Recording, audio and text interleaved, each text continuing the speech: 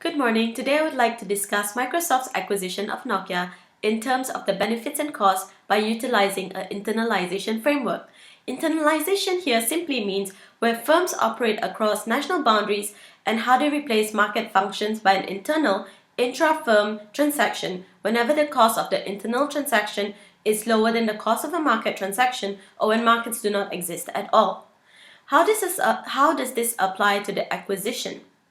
With foreign direct investment, Microsoft owns Nokia and can now control Nokia's businesses and expand its firm's boundaries.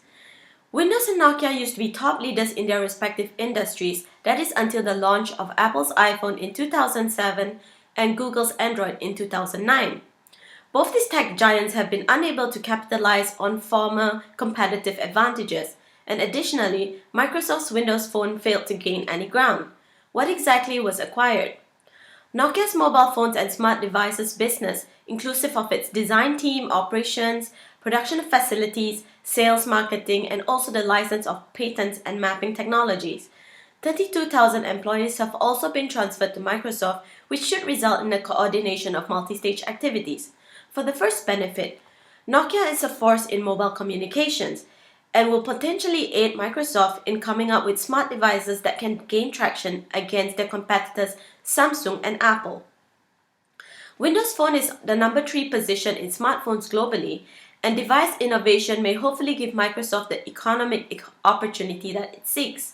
For a second benefit, in terms of concentration on market power, Microsoft and Nokia can work together now to roll out a seamless and integrated interface across all of its devices such as the Nokia Lumia phones, the Surface tablets, and even the computers. This would definitely provide some kind of leverage against the Apple and Google experience.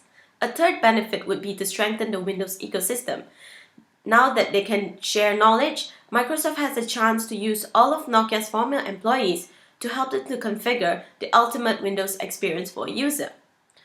Additionally, this looks to be a smart acquisition because the mobile phone business will provide entry into key growth markets. Currently, the Windows Phone royalty is only under $10 per unit made, and hopefully with a smart design, the gross margin will be more than $40 per unit through the integrated hardware, research and design.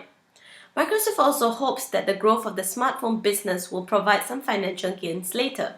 In terms of the cost, $5 billion has been spent on devices and services, whereas $2.2 billion has been spent on a license of Nokia's intellectual property.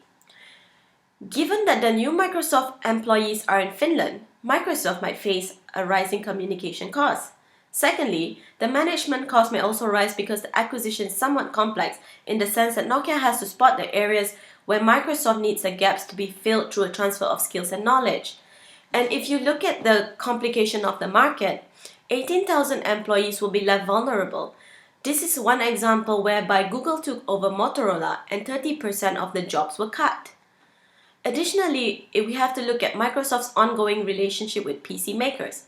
As Nokia's acquisition is all supposed to be about mobile phones, the company recently launched a Surface Pro 2 tablet meant to compete in the tablet or laptop market, and therefore it is now back to competing in the PC business world.